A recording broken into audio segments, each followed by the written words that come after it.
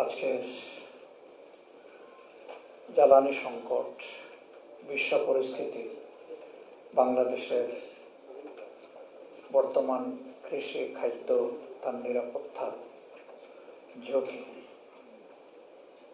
এ নিয়ে আয়োজিত গুরুত্বপূর্ণ এই সেমিনারে সম্মানিত সভাপতি,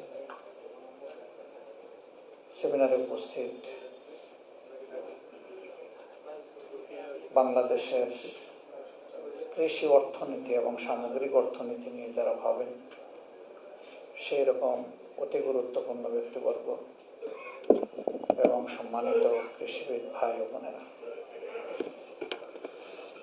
আমি প্রথমেই ক্ষমা চেয়ে নিচ্ছি আপনাদের এই আয়োজনের সৌন্দর্যের হানি ঘটানোর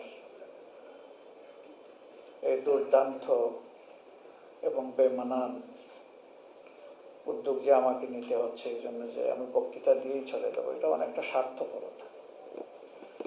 2 নম্বর হলো যে এখানে বসে শিখতে পারতাম সবার কাছ থেকে।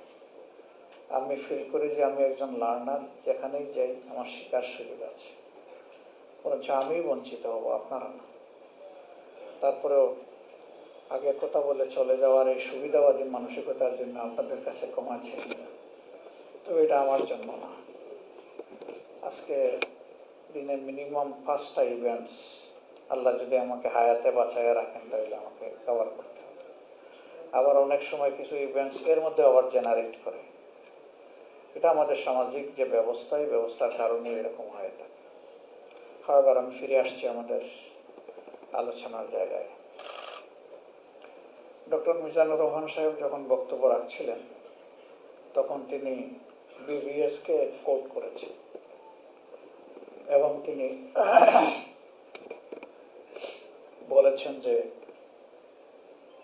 তাদের তথ্যের উপরেই আমাদেরকে নির্ভর করতে হয়।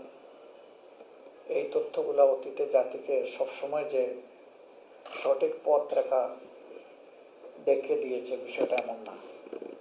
অনেক সময় তথ্যগুলো জাতিকে বিভ্রান্ত করেছে। যেহেতু আমাদের বিকল্প কোনো সোর্স নাই, অল্টারনেটিভ সেই রকম কোনো প্রতিষ্ঠান গড়ে ওঠেনি, কাজে ইচ্ছায় হোক অনিচ্ছায় হোক আমাদেরকে এটার উপরেই নির্ভর করতে হচ্ছে। বাংলাদেশ কৃষি প্রধান দেশ। আমাদের দেশে মেধার দিক থেকে ক্লাস 9 থেকে শুরু হয় মেধার স্ক্রুটিনি।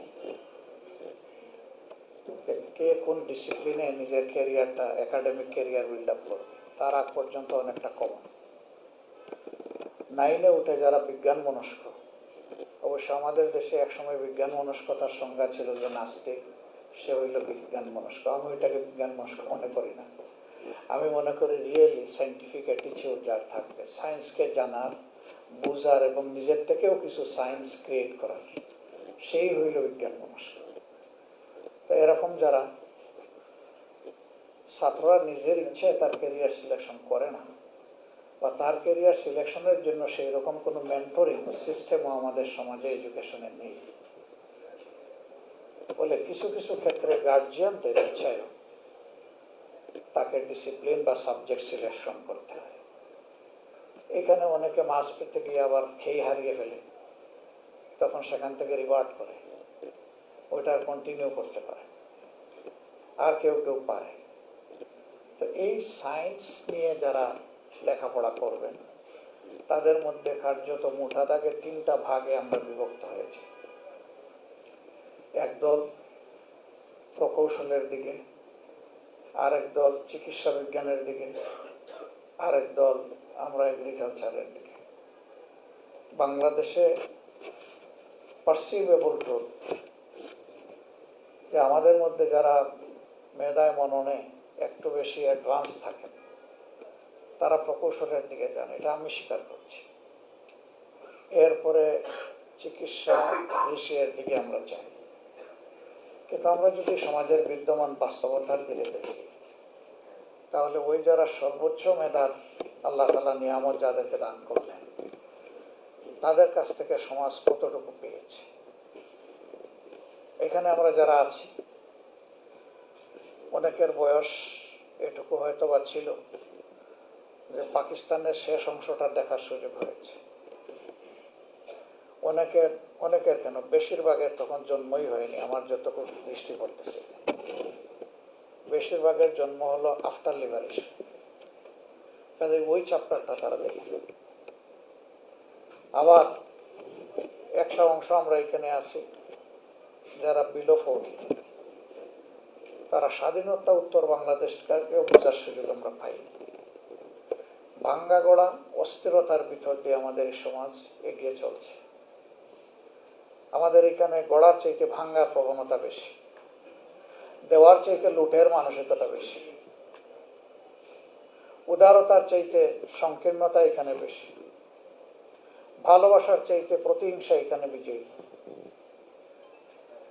এবং গোটা সমাজটাকে টুকরা টুকরা করে বেস্টেড কোয়ার্টার কিভাবে তাদের ইন্টারেস্টটা এখান থেকে তুলে নিতে পারে, সেই রকম একটা বেপরোয়া কালচার আমাদের দেশে গড়ে উঠেছে।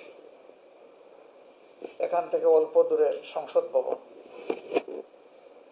দেশে 91 সালে সরকার এসে পার্লামেন্টারি ডেমোক্রেসি শুরু করেছে, সংসদীয় গণতন্ত্র। এর মূলমন্ত্র হচ্ছে দেশের সকল মৌলিক কৌশলপত্র এখান থেকে তৈরি হবে। গুড গভর্নেন্সের জন্য বেটার ল এখানে তৈরি হবে। ব্ল্যাক অ্যান্ড গ্রে ল যেগুলো আছে এগুলো এখান থেকে হোয়াইট ওয়াশ হবে। কিন্তু বাস্তবতা কি তাই? জাস্ট গতকালকের ইভেন্টসগুলো যদি আপনারা দেখেন, দেখবেন যে বাস্তবতা তার সম্পূর্ণ বিপরীত। দুর্ভাগ্য, এই সংসদে দাঁড়িয়ে আমি বলেছিলাম যে আমি একজন নবীন সদস্য। এবারকার সংসদে নির্বাচিত হওয়ার আগে কোনোদিন সংসদ গ্যালারি আমি দেখার চিন্তাও করি নাই, চেষ্টাও করি। এখানে 20%-এর কাছাকাছি সদস্য আছেন যারা অতীতে সংসদ সদস্য ছিলেন, বাকিরা সকল নতুন।